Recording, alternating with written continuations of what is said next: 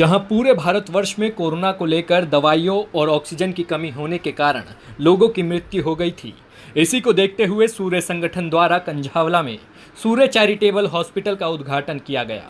इस उद्घाटन में सूर्य संगठन के सभी सदस्य उपस्थित रहे और मुंडका विधानसभा के विधायक भी उपस्थित रहे और उनके साथ ही नरेला से आए कुछ बच्चों ने डांस करके इस कार्यक्रम की शोभा बढ़ाई। और इसके साथ ही सूर्य संगठन के राष्ट्रीय अध्यक्ष रवि दुग्गल ने बच्चों को इनाम देकर प्रोत्साहित किया। इसके साथ ही रवि दुग्गल का जन्मदिन भी मनाया गया और चैरिटेबल हॉस्पिटल का रिबन काटकर उद्घाटन किया गया। चैरिटेबल हॉस्पिटल में लगभग 10 बेडों का इंतजाम किया गया है। इस चैरिटेबल हॉस्पिटल में गरीब और असहाय लोगों को मुफ्त में इलाज मिलेगा और सारी दवाइयाँ चैरिटेबल हॉस्पिटल में बिल्कुल फ्री दी जाएगी। इस कोविड की दूसरी लहर में जैसे कि हमने देखा, सरकारें सभी विफल थी, लम्हों ने खता की सदियों ने सजा पाई। और जैसे कि किसी कवि ने कहा है कि द्रौपदी अपना वस्त्र संभालो अब केशव ना आएंगे, खुद ही अपना चीर संभालो अब केशव ना आएंगे। तो ये समाज को एक संदेश है लोगों को कि सरकारों से कोई ज़्यादा उम्मीद रखना बेईमानी होगा। इसीलिए सूर्य संगठन ने निर्णय किया कि अपने लोगों की मदद के लिए हमें खुद ही कुछ इंतजामात करने होंगे, जिसके तहत सूर्य संगठन आने वाले 3 महीने में लगातार 3 सूर्य चैरिटेबल हॉस्पिटल क्षेत्र को देने जा रहा है। और इसी के साथ सूर्य संगठन की तरफ से समाज के सक्षम और प्रबुद्ध लोगों से हम आग्रह करते हैं यथा योग्य सूर्य संगठन में सहयोग करें। जो नंबर स्क्रीन पर फ्लैश हो रहे हैं, अगर आप सूर्य संगठन से जुड़ना चाहते हैं तब भी आप उनका इस्तेमाल कर सकते हैं। और यदि आपको अपने आसपास कोई दुखी पीड़ित दिखता है तो उसकी मदद के लिए भी कृपया करके इन नंबरों पर सूर्य संगठन से संपर्क करें। जय हिंद, जय भारत। तो सबसे पहले तो तमाम मीडिया का धन्यवाद करता हूं कि आज सूर्य संगठन के 22वें स्थापना दिवस पे आप लोग आए। तय दिल से सूर्य संगठन की तरफ से आप लोगों का धन्यवाद। और अब बात करते हैं कि जैसे आप कह रहे हो कि प्रेरणा कहाँ से मिली। कोविड के ये 2 साल जो लोगों को, जो दिल्ली में और दिल्ली से बाहर पूरे विश्व में जो त्राही हुई, देखो और देशों में तो हमारी नहीं चल सकती और ना ही अदर स्टेट में हम कुछ कर पा रहे हैं, लेकिन दिल्ली में क्योंकि हम दिल्ली वासी हैं तो हमारा एक नैतिक कर्तव्य बनता है अपने दिल्ली वासियों की रक्षा करना। संगठन के नाते, संगठन के अध्यक्ष के नाते तमाम पदाधिकारियों से बात कर कार्यकर्ताओं से बात कर इन दोनों कोविड में हमने दिन रात काम किया है। लेकिन जो सेकंड वेव थी जो कोविड की, वो इतनी डेंजरस थी कि लोगों की ना तो डॉक्टरों की कुछ चल पाई, ना ही तमाम जितने भी एनजीओज़ थे या फिर डॉक्टर थे या सरकारें थी, कहीं ना कहीं फेलियर हुई है।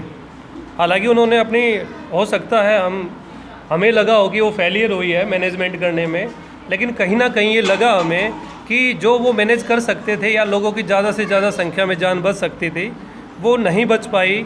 और हमने दिन रात काम किया है कोविड फर्स्ट में भी और सेकंड में भी, लेकिन कहीं ना कहीं इतने मजबूर फील किया हमने कि ना तो हम सिलेंडर दे पा रहे थे, ना ही ट्रीटमेंट दे पा रहे थे।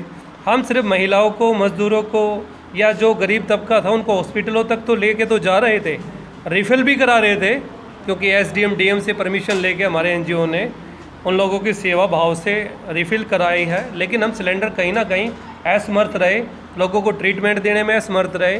तब जाके हमने एक डिसीज़न लिया पूरे संगठन ने, क्यों ना अपना हॉस्पिटल हो। तो ये आज शुरुआत है 22वें स्थापना दिवस पे।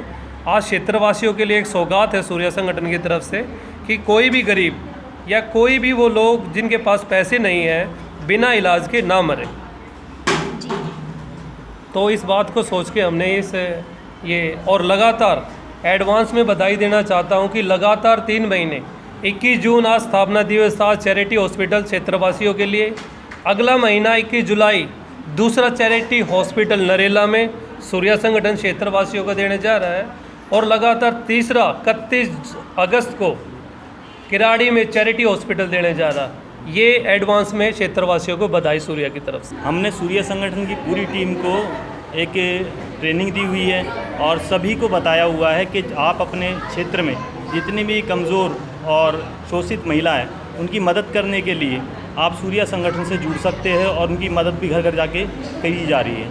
जैसे कि आप देख रहे हो, सूर्य संगठन हर वार्ड में, दिल्ली के 272 वार्ड में सूर्य संगठन जल्द से जल्द अपने लोगों को, अपने भाइयों को जोड़कर लोगों की समस्याओं का हल कर रही है। और दूसरी बात मैं आपसे बताना चाहूँगा, कि सूर्या संगठन हर एक अच्छे इंसान को अपने साथ जोड़कर और उनको मजबूत बना रहा है और उनकी मदद भी कर रहा है, क्योंकि हमें ऐसे नेता चाहिए जो अपने राजा बनकर अपनी प्रजा को संभाल सके। अच्छे नेता और अच्छा देश हमें चाहिए, इसलिए सूर्या संगठन अपने हर काम को अच्छे लोगों के साथ कर रहा है। मेरा जी पूरा हाथ है इनके साथ और मैं इन पे गर्व करती हूँ कि ये इतने अच्छे काम कर रहे हैं गरीबों के लिए, औरतों के लिए, इतने अच्छे और छोटे बच्चों के लिए जी। शुरू में रवि जी ने बताया स्पीच में कि उनका भी विरोध किया गया, हाँ जी। तो आपने की क्या प्रतिक्रिया रही जब इन्होंने शुरू किया ये संगठन? नहीं, इन्होंने बहुत स्ट्रगल किया और आज स्ट्रगल कर करके इतना कामयाब हो गए हैं, तो उस चीज़ पे बहुत गर्व है। नाम ही संगठन का ऐसा है कि उसको दीपक नहीं दिखाया जा सकता। मैं कोई बात रखूं तो सूरज के सामने दीपक दिखाने वाली बात होगी। सूर्या संगठन नाम ही ऐसा है, उसमें सब कुछ छुपा हुआ है। लेकिन जिस प्रकार से ये संगठन काम कर रहा है, मैं इनको बधाई देना चाहता हूँ। आज अंतर्राष्ट्रीय योगा दिवस भी है और अंतर्राष्ट्रीय योगा दिवस के शुभ अवसर पर आज सूर्या संगठन ने आज यहाँ चैरिटेबल हॉस्पिटल कंझावला में खुला है। मैं इनको बधाई देता हूँ कि समाज का जो वंचित पीड़ित व्यक्ति है उसको यहाँ पर लाभ मिलेगा। कोरोना की वजह से दिल्ली में नहीं पूरे देश में काफ़ी त्रासदी हुई, काफ़ी लोगों को अपनी जान से हाथ धोना पड़ा। दिल्ली सरकार के हॉस्पिटलों में बेड नहीं थे, प्राइवेट हॉस्पिटलों में बेड नहीं थे और लोगों को सुविधाएं नहीं मिल रही थी। मेरे को भी कोरोना हुआ, बड़ी मुश्किल से कहीं जा कर के बेड मिला, लेकिन मैं ठीक होकर के आ गया हूँ। तो लेकिन ऐसी संस्थाएं समाज में आगे आकर के बढ़कर के काम करेंगी तो निश्चित तौर पर जो पीछे त्रासदी हुई, बहुत सारा नुकसान लोगों को झेलना पड़ा, इनके माध्यम से उन गरीब लोगों का बेनिफिट मिलेगा। तो ऐसी संस्थाओं को और भी आगे आना चाहिए। मैं इस संस्था को, इन संस्था के पदाधिकारियों को, विशेषकर दुग्गल जी को और उनकी पूरी टीम को मैं बधाई देना चाहता हूँ कि आप इसी प्रकार से समाज में गरीब लोगों के लिए, वंचित लोगों के लिए ये समाज के कार्य करते रहें। हम आपके साथ हैं। डभाल जी, जिस तरह से अभी आपने कहा कोरोना काल की जो बातें की, उसमें जो जिस तरह की व्यवस्था फैली है उसके लिए दिल्ली सरकार ने सीधा केंद्र पर निशाना साधा था और जो व्यवस्था जो फैली और इससे जो इतनी मौतें हुई हैं उसको सीधा केंद्र को जो है उन्हें दोषी ठहराया था। क्या कहेंगे इस पर? देखिए, बहुत गलत बात है। सही माने में अगर जो अमित शाह जी दिल्ली को नहीं संभालते तो दिल्ली में इतनी बड़ी त्रासदी होती, शायद कोई सोच नहीं सकता। केंद्र सरकार ने सारी सुविधाएं दी। केजरीवाल साहब ने सरकार बनने से उस बीमारी के दौरान ये कहा था कि हम पूर्ण रूप से तैयार हैं, हमारे पास सारी व्यवस्थाएं हैं, हमारे हॉस्पिटल पेरिस के बराबर हैं। लेकिन जब एक्चुअल में जब लोगों को हॉस्पिटलों में लेके जाया गया तो वहाँ एक बहुत बड़ा मंजर था, आतंक था।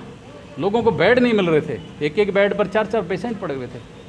तो दिल्ली सरकार अपने आप को अच्छा ना समझे, लेकिन हम राजनीति करने लिए नहीं, हम समाज की सेवा को आगे देखते हुए मेरा केजरीवाल साहब से निवेदन है कि केंद्र सरकार की जो सहयोग है उससे लें और केंद्र सरकार हमेशा सहयोग करती रही है। अमित शाह जी ने आकर के जो चीज़ें चाहिए वो दिल्ली सरकार को ज़्यादा से ज़्यादा उपलब्ध कराई हैं, आज भी उपलब्ध करा रहे हैं। आज कोरोना सेंटरों पर जाएंगे आप, टीकाकरण सेंटर पर हर जगह हमने व्यवस्था की है कि 18 साल से अधिक के जो नौजवानों को टीका लगवाया जाए। बहुत सारे लोगों ने पहले अफवाहें फैलाई कि टीका ये तो मोदी जी का टीका है, इसको ना लगवाया जाए, इसकी वजह से लोगों में भ्रमित थी। लेकिन आज लोग टीका लगवा रहे हैं और इसका इलाज है टीकाकरण। अगर जो हम सब समाज को जागृत करेंगे टीका लगाने के लिए तो आने वाली इन बीमारियों से बचा जा सकता है। और हम जो नियम हैं उन नियमों का पालन करें, मास्क लगाएं, सोशल डिस्टेंसिंग का पालन करें, तो हम निश्चित तौर पर जो तीसरी वेव का खतरा है उससे बच सकते हैं। तो जिस